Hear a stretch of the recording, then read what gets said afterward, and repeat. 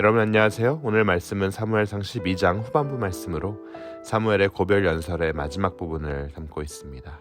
이 고별 연설은 신명기, 여호수아, 사사기, 또 사무엘 상하, 열왕기 상하로 이어지는 역사서의 핵심 주제가 담겨있는 아주 중요한 말씀입니다. 이 핵심 주제는 신명기 28장, 또 여호수아 24장, 사사기 2장을 통해서도 확인할 수 있는데 그것은 사무엘상 2장 30절 말씀, 나를 존중히 여기는 자를 내가 존중히 여기고 나를 멸시하는 자를 내가 경멸하리라 라고 압축 요약할 수 있습니다.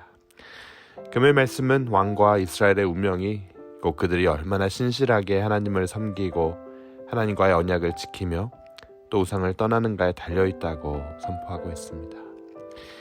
이스라엘 백성들과 왕이 가나안의 땅의 우상을 버리고 하나님만을 온전히 섬길 때 하나님께서는 이스라엘 백성들을 보호해 주시고 번성케 하시고 또 제사장 나라의 역할을 이루게 할 거라고 약속하고 있습니다.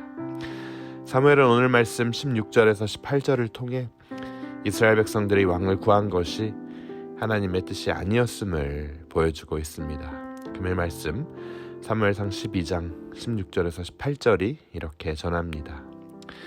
너희는 이제 가만히 서서 여호와께 너희 목전에서 행하는 그 큰 일을 보라. 오늘은 밀 베는 때가 아니냐. 내가 여호와께 아뢰리니 여호와께서 우레와 비를 보내사 너희가 왕을 구한 일 곧 여호와의 목전에서 범한 죄악이 큼을 너에게 밝히 알리시리라.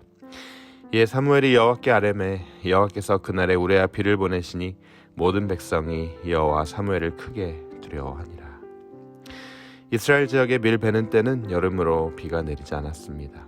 사무엘은 기후와 전혀 맞지 않게 하늘에서 비와 천둥이 내리는 것을 보여줌으로써 하나님께서 왕을 원하지 않음을 분명히 보여주고 있습니다. 이스라엘 백성들이 왕을 맞이하게 되면 이들은 하나님보다 왕의 힘을 더 의지하게 될 것입니다. 왕은 자신의 군사력과 정치력, 부강함을 더욱 신뢰하게 될 거예요. 이웃국가와 교류하기 위해서 우상을 자연스레 용인할 겁니다. 이스라엘 백성들은 왕을 통해 결국 하나님을 떠나게 될 겁니다. 하나님께서는 이러한 점을 다 예상하시고 우려하셨던 거예요. 그러나 이런 우려에도 불구하고 이스라엘 백성들은 결국 왕을 세웁니다. 사무엘은 마지막 고별 연설에서 앞으로 왕이 다스려야 할 이스라엘이 꼭 지켜야 할 것들을 선포하고 있습니다.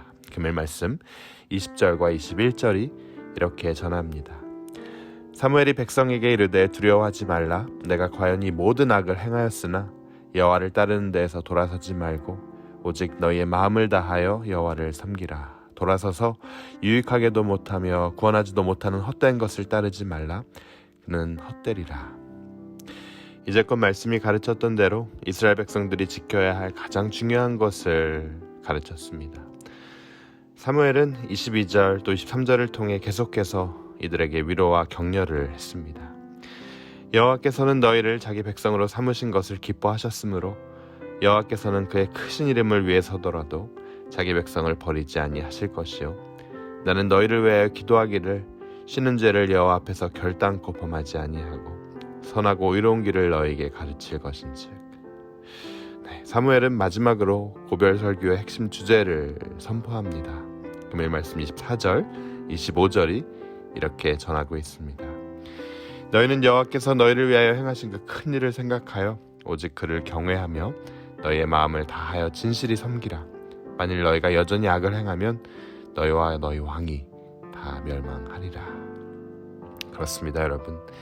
우리가 결론부터 보면 사실 이스라엘은 수백 년 뒤 결국 우상 숭배의 길을 떠나지 못하고 멸망하고 말았습니다.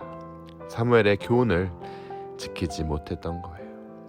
사랑하는 여러분, 이 사무엘의 교훈, 구약 역사서의 교훈은 오늘 우리에게도 참 깊이 다가오는 진리입니다. 우리 역시 우리가 사랑하는 우상, 즉 왕을 떠나지 못하는 삶을 살고 있기 때문이죠. 그러나 우리에겐 사무엘을 넘어서는 분, 온전한 사사이자 온전한 왕이신 예수 그리스도가 계시다는 사실입니다. 사무엘은 우리에게 닥쳐올 문제를 경고하고 우리의 한계를 깨닫게 할 뿐이지만 예수님께서는 우리가 새로운 삶을 살 수 있도록 그 길을 제시해 주셨습니다. 우상 숭배에 빠져 결국 멸망할 수 없는 우리를 대신해서 십자가에서 죽으신 거죠. 예수님께서는 우상숭배의 삶을 사는 우리를 용서하시고 우리에게 진짜 사랑을 가르쳐 주시며 우리로 하여금 우상보다 하나님을 더욱 사랑하도록 오늘도 인도하고 계십니다.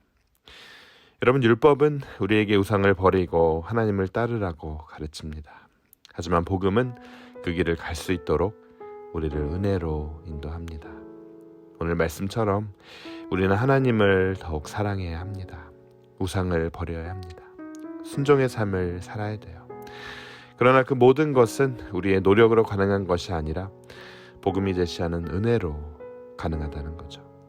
우리는 이미 십자가에서 보여주신 그 은혜를 바라보고 그 은혜를 더욱 깊이 깨닫고 그 은혜에 반응하는 믿음의 삶을 살아가야 할 것입니다. 이 놀라운 은혜를 깨닫는 여러분 모두가 되시길 주님의 이름으로 축원합니다. 금일 사무엘상 12장 말씀을 통해 정말 복음의 진리를 바라보는 여러분 모두가 되시길 주님의 이름으로 축원합니다. 우리 함께 기도하도록 하겠습니다. 하나님 은혜 감사합니다. 사무엘상 12장을 통해 숨어있는 하나님의 복음의 진리를 발견합니다. 주님, 사무엘은 이들에게 닥쳐올 문제를 경고하고 한계를 깨닫게 할 뿐이었지만 예수님께서는 우리가 새로운 삶을 살 수 있도록 그 길을 제시해 주셨습니다. 우상숭배에 빠져 결국 멸망할 수 없는 우리를 대신해 십자가에 죽으신 그 예수님을 우리가 바라며 다시 한번 복음에 감격한 마음으로 오늘 하루를 살 수 있도록 허락하여 주시옵소서. 주님, 우리가 율법을 바라보고 우리의 노력으로 그것을 이루기보다 주님께서 주시는 그 은혜로 말미암아 복음의 삶을 살 수 있도록 인도하여 주시옵소서. 이 모든 말씀 생명이신 예수 그리스도의 이름으로 간절히 기도드립니다. 아멘.